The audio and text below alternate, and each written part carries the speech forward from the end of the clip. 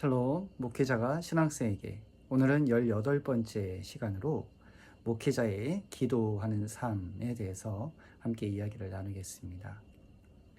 오늘 목회를 하다 보면 특별히 개척을 해서 또는 부임을 해서 한 교회 담임 목회자로서 목회를 하다 보면 그 삶이 여러 가지 일에 나누이면서 가장 기본적인 것을 놓칠 때가 많습니다.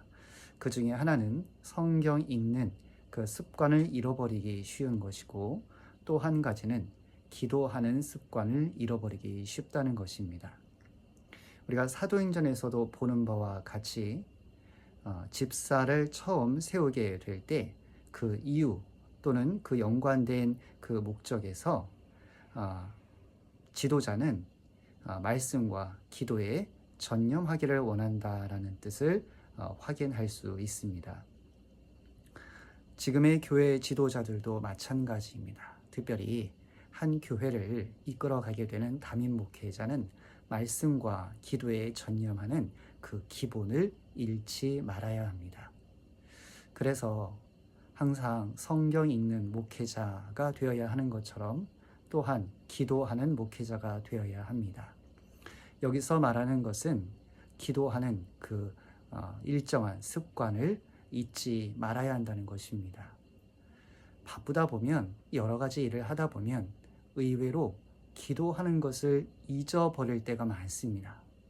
심지어는 귀찮게 여기게 되고, 또 어떤 때는 실제로 잊어버리고, 또 어떤 때는 심지어 무시해버리는 일도 생깁니다.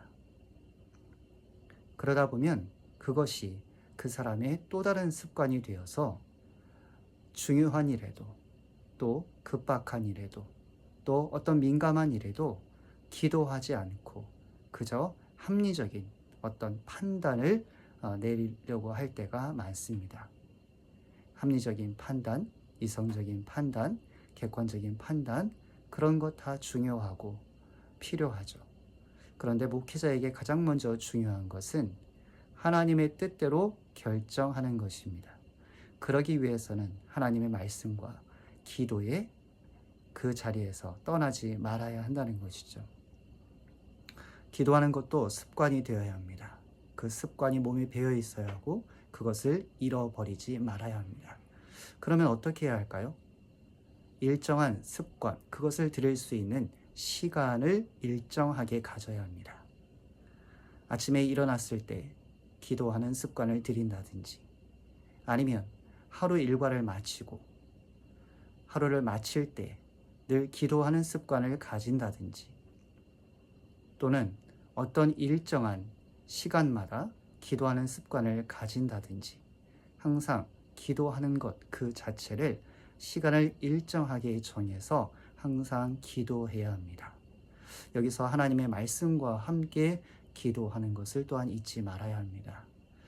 여러분, 특별히 한 교회 담임 목회자가 되었을 때 여러 가지 많은 일들이 다 그 목회자의 자신의 일처럼 느껴지기 때문에, 또 실제로 그렇기 때문에 많은 일에 치이다 보면, 또 많은 고민과 생각에 치이다 보면 말씀과 기도의 자리에서 자신도 모르게 떠날 때가 많습니다.